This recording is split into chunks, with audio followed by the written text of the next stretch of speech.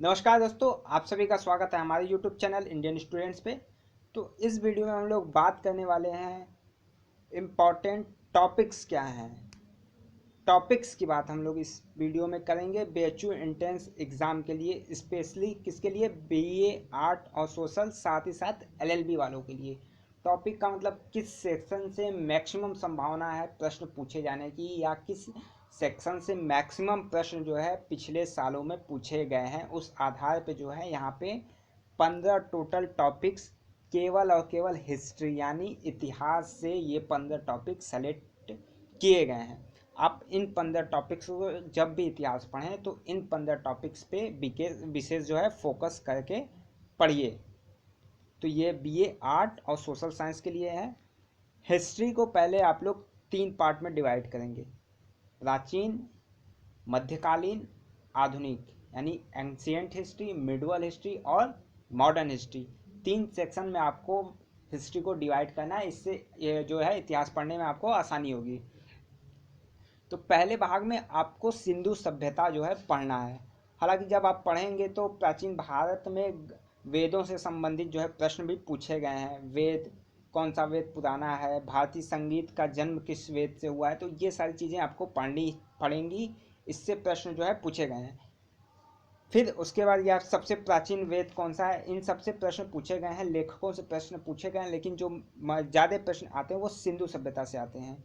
सिंधु सभ्यता में प्रागैतिहासिक काल भी आपको पढ़ना है कि मानव ने सर्वप्रथम तांबे धातु का प्रयोग कब किया, किस काल में किया, मानव के द्वारा बनाए जाने वाला प्रथम औजार, ऐसे करके जो है प्रश्न आते हैं। फिर आते हैं सिंधु घाटी सभ्यता में। तो यहाँ पूछ सकता है कि लोथल क्या था सिंधु घाटी सभ्यता में। तो लोथल जो है बंदरगाह था। जुते हुए खेत, नक्काशीदार ईंटें जो है कहाँ से प्राप्त हुए थे, ये सारी चीज़ें पूछी सकती हैं। सिंधु सभ्यता की खोज किसने की थी, ये पूछी जा सकती है। इसका काल क्या था, ये सारी चीज़ें पूछी जा सकती हैं। सबसे बड़ा स्मारक क्या था, ये पूछी जा सकती हैं। तो ये सारी पूछी क्या, ये सारे जो है आए हुए प्रश्न है सिंधु सभ्यता से। ठीक। चावल के दाने कहाँ से मिले थे, तो ये सारी चीज़ें आपको धीरे धीरे करके देखनी है। ठीक। एक पार्ट में, एक पेज से 2 पेज में सिंधु सभ्यता आपकी पूरी तरीके से समाप्त हो जाएगी। 2 पेज में आपको नोट्स बना लेने हैं। लूसेंट से बनाइए, NCERT पढ़े हैं वहाँ से बनाइए, कहीं और से बनाइए। विगत पर 4-5 साल के पेपर देखिए BHU एंट्रेंस से, वहाँ से प्रश्न उठा के उस नोट्स में आपको मेंशन करना है। विकिपीडिया की हेल्प लीजिए, इंटरनेट की मदद लीजिए। तो सिंधु सभ्यता, आप जब सिंधु सभ्यता पढ़ें तो इन सारे टॉपिक्स को एक बार रख के ध्यान में सारे प्रश्न को एक जगह कलेक्ट करके पढ़ें। ठीक। वैसे हमारे चैनल पे ये सारी चीज़ें जो है की जाएंगी। फिर इसके बाद आ जाता है वैदिक सभ्यता। वैदिक सभ्यता आपको पढ़नी है। आर्यों की भाषा क्या थी, ये सारी चीज़ें, तो इस पर भी बहुत ज़्यादा आपको टाइम देना है। वैदिक सभ्यता से भी प्रश्न आते हैं। ठीक। जैसे कि गाय को क्या कहते थे, तो गाय को अनन्या कहते थे। ये प्रश्न जो है UPPCS में भी पूछा गया है। तो ये सारी चीज़ें, प्राचीन नाम, आधुनिक नाम, ऋग्वैदिक काल की नदियों के पूछे जा सकते हैं। तो ये आपको देखना पड़ेगा। महापुराणों की संख्या कितनी है, वेदांग कितने हैं, उपनिषद कितने हैं, सीता किसे कहते थे प्राचीन काल में। ठीक है। तो ये सारी जो है चीज़ें आपको वैदिक सभ्यता में पूछी जाएंगी, इसलिए इसे अच्छे से पढ़ना चाहिए। ठीक है। जैसे हल रेखा को सीता कहते थे, तो ये पूछी जा सकती है। फिर आता है तीसरा टॉपिक जो है महाजनपद।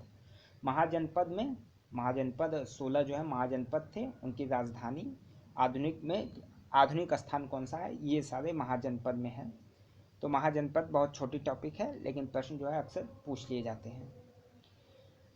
फिर आपको मौर्य साम्राज्य, मोस्ट इम्पॉर्टेंट प्रश्न, 1 से 2 प्रश्न हर साल पूछे जाते हैं, यहाँ से प्रश्न आपको मिलेंगे। मौर्य साम्राज्य में जो है अशोक आ जाएंगे, और जहाँ अशोक आ जाएंगे वहाँ अशोक के शिलालेख आ जाएंगे।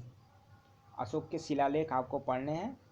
जो 14 शिलालेख थे, सबसे बड़ा शिलालेख कौन था, सबसे छोटा शिलालेख कौन था, तीर्थ यात्राओं का उल्लेख किस शिलालेख में किया गया है, धम्म की व्याख्या किस शिलालेख में की गई है, कलिंग युद्ध का वर्णन किस शिलालेख में किया गया है, इनके शिलालेख की जो भाषा थी वो क्या थी, लिपि किस लिपि में लिखी गई थी।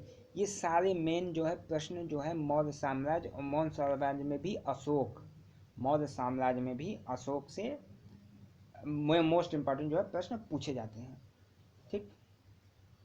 ये हो गए अशोक। अशोक जैसे प्रश्न एक बार पूछा था कि किस अभिलेख में अशोक का नाम अशोक मिलता है, तो मास्की और गुर्जरा अभिलेख में अशोक का नाम अशोक मिलता है। तो ये सारी चीज़ें जो है मौर्य साम्राज्य से आपको पूछी जाएंगी। फिर आप जो है पढ़ सकते हैं गुप्त काल, गुप्त काल आप लोग पढ़ लीजिए। फिर आ जाइए विभिन्न धर्म, बौद्ध, जैन, इस्लाम, शैव। ये चार जो है बौद्ध धर्म, इन चारों पे आप मेन फोकस रहेंगे, जिसमें जैन धर्म प्रथम तीर्थकर कौन थे, संस्थापक कौन थे, 23वें कौन थे, 24वें तीर्थकर और अंतिमवें कौन थे। ये सारे प्रश्न जो है मैक्सिमम यही प्रश्न पूछे जाते हैं। अगर जैन पूछेगा तो तीर्थकर पूछ दिया जाएगा। इनकी दो जो है सभाएं हुई थी वो आपको देख लेनी है, कब हुई थी, ठीक, किसकी अध्यक्षता में हुई थी। जैन धर्म के त्रिरत्न कौन से हैं ये आपको देख लेना चाहिए। तो ये 4 5 7 जो है यहाँ पे प्रश्न बनते हैं, जैन धर्म से ज़्यादा प्रश्न नहीं बनते हैं। फिर आता है बौद्ध।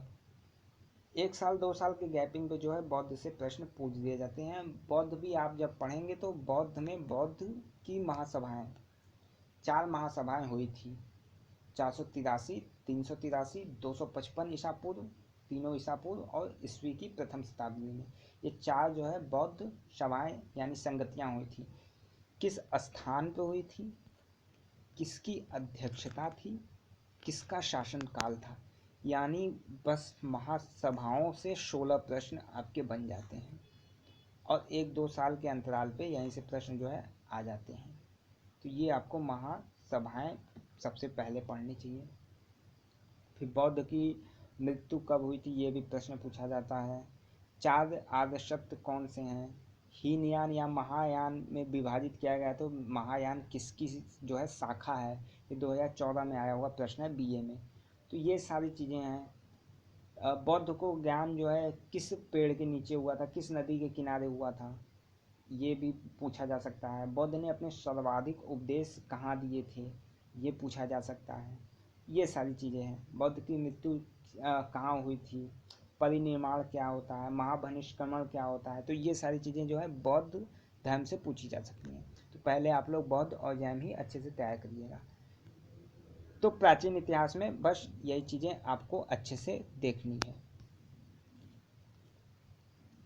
फिर जहाँ मध्यकालीन की बात करें तो विभिन्न लड़ाइयाँ, सल्तनत काल, मुगल काल, बस ये 3 टॉपिक मध्यकालीन में देखनी है। 4 से 5 प्रश्न आपको यहीं से मिल जाएंगे, जिसमें लड़ाइयों से तो 1-2 प्रश्न हर साल होते हैं। लड़ाइयाँ आप पढ़ लिए तो 1-2 प्रश्न आपका क्लियर। सल्तनत काल, फिर आपका आ जाएगा मुगल काल, और मुगल काल में भी सबसे इम्पोर्टेंट जो है वो बाबर, अकबर, शेरशाह, ये तीनों जो है इम्पोर्टेंट है। वैसे मुगल काल आप जब भी पढ़ें तो सारी चीज़ें अच्छे से पढ़ लें। जैसे बाबर के युद्ध के बारे में पूछ देगा, तो बाबर जो है केवल 4 युद्ध अपने शासनकाल में किया था, पानीपत, खानवा, चंदेरी, घाघरा। किस ईस्वी में ईस्वी पूछ देगा, 1526, 1527, 1528, 1529।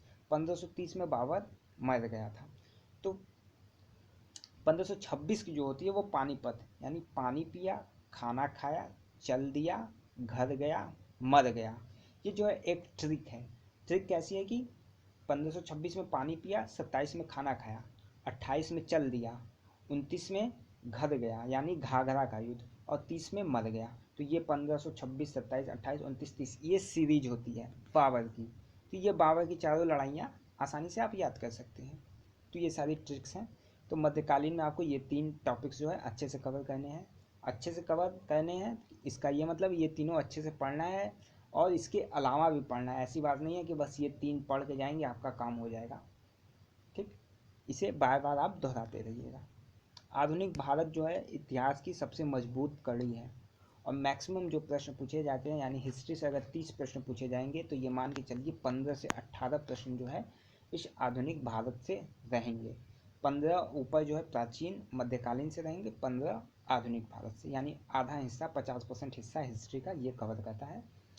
जिसमें गवर्नर जनरल, सबसे पहले गवर्नर जनरल आपको पढ़ना है, किस समयावधि तक रहे, इनके महत्वपूर्ण कार्य क्या क्या इन्होंने किए, प्रमुख आयोग और प्रमुख नीति इनकी क्या क्या रही थी। ये आपको ध्यान देने वाली बात है। इस पे वीडियो बनाई जाएगी गवर्नर जनरल पे अच्छे से। भारतीय राष्ट्रीय आंदोलन संगठन संस्थाएं किस वर्ष में इसकी जो है स्थापना हुई थी, कौन इसके संस्थापक रहे हैं। 1 से 2 प्रश्न यहाँ से आपको मिल जाएगा, 2 से 3 प्रश्न गवर्नर जनरल से मिल जाएगा।